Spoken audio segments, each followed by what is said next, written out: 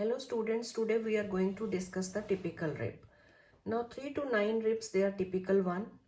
Now for side determination, the anterior end of the typical rib is concave and the posterior end is bearing the head, then constricted portion neck, then the tubercle portion. So this is the tubercle.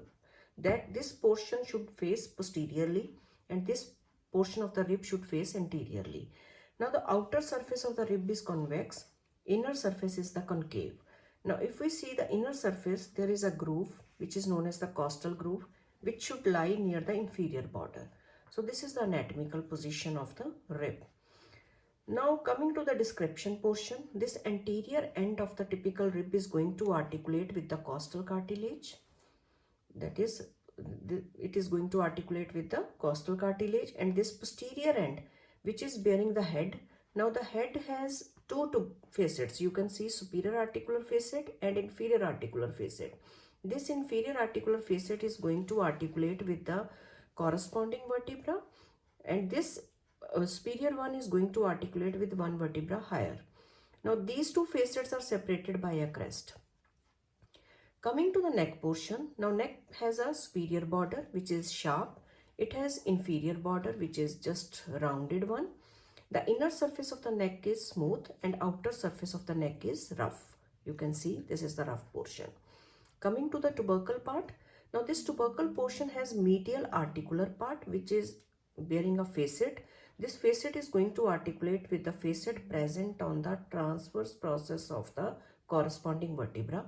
Then this lateral rough part is going to give attachment to the ligament. Now coming more laterally, so this is known as the angle of rib, which is around 5 centimeter in front of this, you can see tubercle portion of the rib. So this is the neck portion. Then come to the shaft. Now this shaft has two surfaces, that is outer surface and inner surface. It has two borders, superior border and inferior border. Now if we see the outer surface of the shaft, an oblique line is present which is directed downward and laterally. So this is oblique line, and on the inner side of this shaft portion a crest is present. So this is the crest, which is, if we follow this crest posteriorly, it is going and it is continuing with the inferior border of the neck. Now coming more laterally, the groove is present near the inferior border on the inner side of the shaft but close to the inferior border. So this is the description of the shaft. Now coming to the different attachments. Now first we will discuss the head portion. Now these two facets, they are separated by crest. So this crest is going to give attachment to the intra-articular ligament, and anterior part of the head is going to give attachment to the radiate ligament. Then coming to the neck portion, the superior border of the neck is going to give attachment to the superior costo-transverse ligament. So the name is because of its articulation with the transverse process of the vertebra. So this neck portion is resting against the transverse process of the corresponding vertebra. So this superior border has attachment of superior costo-transverse ligament, and this posterior rough portion of the neck has inferior costo-transverse ligament.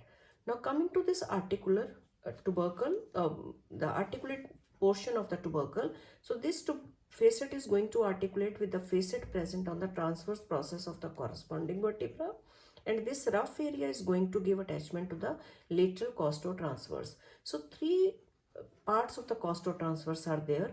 Out of this, the two, they are attached to the neck, that is to the superior border superior costo-transverse, to the posterior surface inferior costo-transverse, and third part is just attached to the tubercle, that is non-articular portion, and that is lateral costo-transverse. So these three ligaments, they are attached in this region.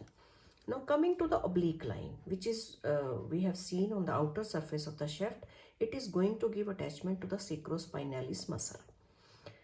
Now coming to the rest of the portion of the shaft. Now this upper border of the shaft has two lips. You can see this is the outer lip, this is the inner lip. Now this outer lip is just giving insertion to the external intercostal muscle. Now the origin of the external intercostal is from the inferior border of the one rib higher. So from the inferior border, that external intercostal is getting origin, but on this, if we see this rib that is on the outer lip of the superior border, the insertion of the external intercostal is there. And this inner lip is receiving the insertion of internal intercostal muscle. Now, from where the origin of the internal intercostal is there? That is from the costal groove. So, costal groove of one rib higher. So, from that the internal intercostal is getting origin. So, it is going downward and is inserting on the inner lip of the superior border of the shaft. Now this costal groove is further giving space to the posterior intercostal vessels and nerves. So this is important. So this is all about the attachments on the rib.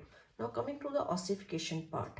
Now this rib is getting ossified from the one primary center, which is appearing by the 8th week of intrauterine life, and it has 3 secondary center, one for head and 2 for tubercles.